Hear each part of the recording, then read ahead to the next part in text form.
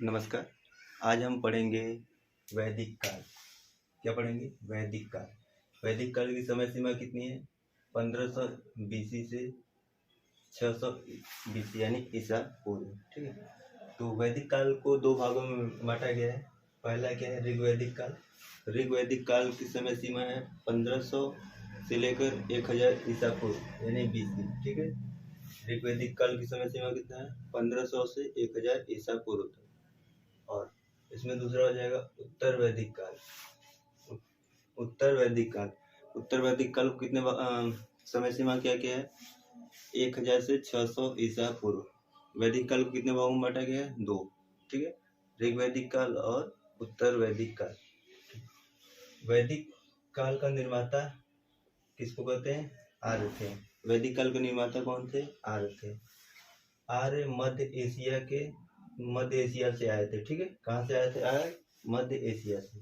भारत में ये सप्त सिंधु प्रदेश मतलब 7 नदियों को जो प्रदेश है, पंजाब और हरियाणा को लेकर वहां पर बस गए थे। कहाँ पर? सप्त सिंधु प्रदेश में। आर्यों की भाषा क्या थी? संस्कृत थी। आर्यों की भाषा क्या थी? संस्कृत थी, जो कि देवताओं की भाषा थी। संस्कृत किसकी भाषा थी? देवताओं की। जिस कारण आर्य स्वयं को क्या करते थे? श्रेष्ठ समझते थे। ठीक है। जिन्हें संस्कृत नहीं आता उसे क्या कहते थे? वो अनार्य। जिन्हें संस्कृत नहीं आता है उसे अनार्य या निम्न कहा गया। ठीक है। अगला है दक्षिण भारत का आर्यीकरण। क्या? दक्षिण भारत का आर्यीकरण किसने किया? अगस्त ऋषि ने। दक्षिण भारत का आर्यीकरण किसने किया? अगस्त ऋषि ने। उसी तरह उत्तर भारत का आर्यीकरण किसने किया? राजा विदोह के पुरोहित यानी पंडित गौतम राहुगढ़। किसने किया? गौतम राहुगढ़ ने। ठीक है। वैदिक समाज कैसी थी? ग्रामीण सभ्यता थी। वैदिक समाज कैसी थी? ग्रामीण सभ्यता थी। ऋग्वेद के 7वें मंडल में दशराग युद्ध का चर्चा है। ऋग्वेद के 7वें मंडल में किसकी चर्चा है? दशराग युद्ध की, जो आर्य और अनार्य के बीच हुआ था। किसके बीच हुआ था? आर्य तथा अनार्य के बीच हुआ था। इसमें कौन विजयी हुआ था? आर्य विजयी हुए थे। ठीक है। कौन विजयी हुआ था? आर्य। उत्तर वैदिक काल में जाति का निर्धारण वंश के आधार पर किया जाता था। उत्तर वैदिक काल में जाति का निर्धारण वंश के आधार पर होने लगा था। जैसे कि जो दूसरों के काम करता था उसको शूद्र कहते थे, जो पूजा पाठ कराता था उसको ब्राह्मण कहा गया, यानी जो ज्ञानी था। जो युद्ध लड़ता था उसको क्षत्रिय कहा गया। ठीक है। इसी प्रकार। और उत्तर वैदिक काल में किसकी खोज हो गई थी? लोहे की खोज हो गई थी। उत्तर वैदिक काल में किसकी खोज हो गई थी? लोहे की। अब आगे देखते हैं वैदिक काल की प्रमुख नदियां। वैदिक काल की प्रमुख नदियां जिसमें है वितस्ता, सुवस्ती, गोवल, सिंधु, सदानीरा, क्रोम। ठीक। तो ये देखिए प्राचीन नाम है, ये आधुनिक नाम। वितस्ता को क्या कहते हैं? झेलम। वितस्ता का आधुनिक नाम क्या है? झेलम। सुवस्तु क्या है? स्वात। सुवस्तु क्या है? स्वात। गोमल क्या है? गोमती। सिंधु क्या है? सिंध। सदानीरा क्या है? गंडक। गंडक। कुरुब क्या है? कुर्रम। विपाशा क्या है? व्यास। विपाशा क्या है? व्यास। ठीक है। और यहाँ पे देखिए ये प्राचीन नाम और आधुनिक नाम। कुभा क्या है? काबुल। दृष्टद्योति घग्गर। पुरुषड़ी रावी। शतुद्री सतलज।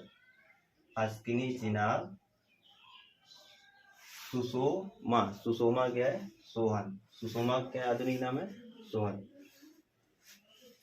वैदिक काल में सर्वाधिक चर्चा सिंधु नदी की है। किसकी सर्वाधिक चर्चा है? सिंधु नदी की। वैदिक काल में सर्वाधिक चर्चा है क्योंकि ये सबसे महत्वपूर्ण नदी थी। क्या थी? ये सबसे महत्वपूर्ण नदी थी। अब ठीक। अब वैदिक काल के प्रमुख देवताओं के बारे में देखते हैं, जिसमें इंद्र है, अग्नि है, वरुण है, सोम है और रौद्र है, विष्णु है, कुशल। देखिए इंद्र की चर्चा सर्वाधिक बार है। वैदिक काल में इंद्र की चर्चा सर्वाधिक बार है। कितनी बार? 250 बार। और ये किसके देवता थे? युद्ध तथा वर्षा के देवता थे। इंद्र किसके देवता थे? युद्ध तथा वर्षा के। अग्नि अग्नि की चर्चा कितनी बार है? 200 बार है। वैदिक काल में अग्नि की चर्चा कितनी बार है? 200 बार। और वरुण को क्या कहते थे? वायु। सोम, सोम जंगल के देवता थे। सोम किसके देवता थे? जंगल के। रौद्र, रौद्र यानी क्रोध, क्रोध का देवता इनको कहा जाता था। इन्हें पशु का देवता कहते हैं, ठीक है। और विष्णु संरक्षक और पालन करता। विष्णु किस क्या थे? संरक्षक और पालन करता। और पूषण, पूषण क्या थे? पशुओं के देवता। पूषण क्या थे? पशुओं के देवता।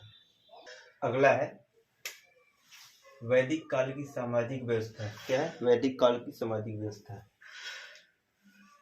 इस समय सबसे बड़ा कौन था? राजा होता था, जिसे जनता द्वारा चुना जाता था। वैदिक काल में सबसे बड़ा कौन होता था? राजा, और उसको जनता द्वारा चुना जाता था, ठीक है।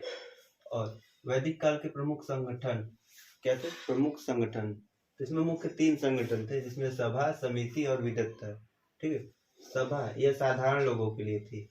क्या है? सभा साधारण लोग। इसकी चर्चा कितनी है? चर्चा 8 बार है। और सभा किसके लिए? साधारण लोगों के लिए थी। समिति यह उच्च वर्ग के लिए था। समिति क्या था? उच्च वर्ग के लिए। इसकी चर्चा कितनी बार है? 9 बार है। और विदत ये सबसे महत्वपूर्ण, इसकी चर्चा 122 बार है, ठीक है। और विदत और सभा में महिलाओं को अनुमति थी आने की, ठीक है।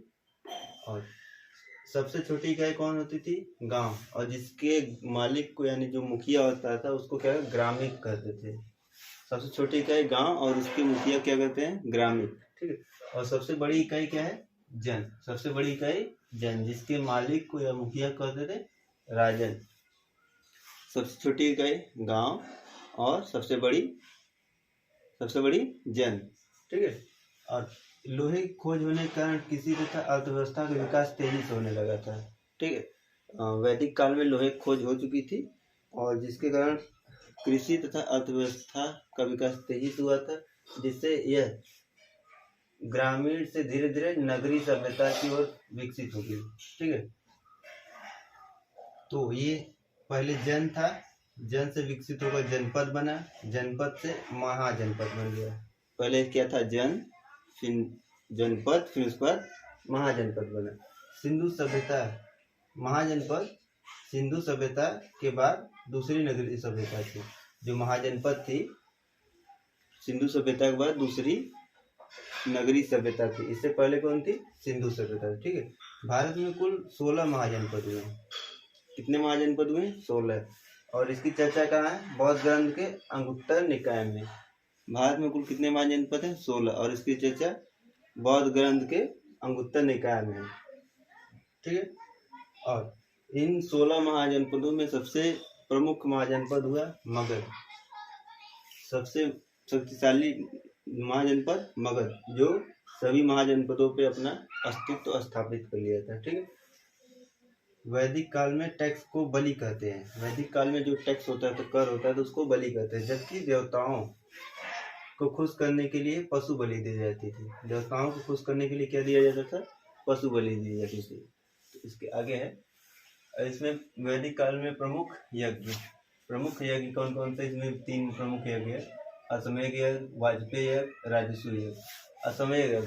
अश्वमेध यज्ञ वो होता था जिसमें राजाओं के द्वारा घोड़े को छोड़ दिया जाता था। घोड़ा जितना दूर तक जाता था वह क्षेत्र उस राजा का हो जाता था। अगर से कोई बीच में घोड़े को रोकता था तो उसको राजा के द्वारा युद्ध लड़ना पड़ता था, ठीक है। इसमें क्या है? घोड़े को छोड़ दिया जाता था। जहाँ तक घोड़ा जाता था वहाँ तक क्षेत्र राजा को हो जाता था। वाजपेयी यज्ञ में क्या था? वाजपेयी यज्ञ में शक्ति प्रदर्शन, अपने राजा जो थे अपना शक्ति प्रदर्शन करते थे, जिसमें रथों की रेस होती थी। वाजपेयी यज्ञ में क्या है? शक्ति प्रदर्शन, जिसमें रथों का रेस होता था, ठीक है। और राजसूय यज्ञ जब किसी नए राजा को राज्याभिषेक होता था तो उसमें राजसूय यज्ञ किया जाता था। क्या? राज्याभिषेक। और वैदिक काल में षष्ठ दर्शन। क्या? वैदिक काल में षष्ठ दर्शन, षष्ठ मतलब 7 होता है, लेकिन यहाँ पे 6 दर्शन है, ठीक है। सांख्य दर्शन, व्याय दर्शन, योग दर्शन, वैशेषिक दर्शन, उत्तर मीमांसा, पूर्वी मीमांसा। तो सांख्य दर्शन किसकी पुस्तक है? कपिल की। सांख्य दर्शन किसकी पुस्तक है? कपिल की। और व्याय दर्शन किसकी है? गौतम की। योग दर्शन पतंजलि की। योग दर्शन किसकी है? पतंजलि की। वैशेषिक दर्शन कणाद की। उत्तर मीमांसा वादरायण की है। उत्तर मीमांसा किसकी है? वादरायण की। और पूर्व मीमांसा किसकी है? जैमिनी की। पूर्व मीमांसा जैमिनी की। ठीक है, अगला हो जाए इसमें। इस समय घड़ा, मनका और मृदभान 4 प्रकार के थे। कितने प्रकार के मृदभान थे? 4 प्रकार के। तो इसमें पहला है धूसर, काला मृदभान, लाल मृदभान, मिश्रित मृदभान।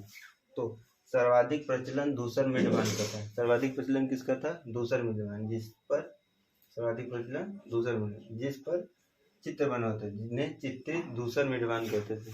जिन्हें क्या कहते हैं? चित्रित धूसर मृदभान कहते थे। मिश्रित मृदभान लाल और काला दोनों से के मिश्रण से बना था। तो ये थी वैदिक सभ्यता के कुछ महत्वपूर्ण प्रश्न, और हम अगले वीडियो में देखेंगे प्रमुख धर्म।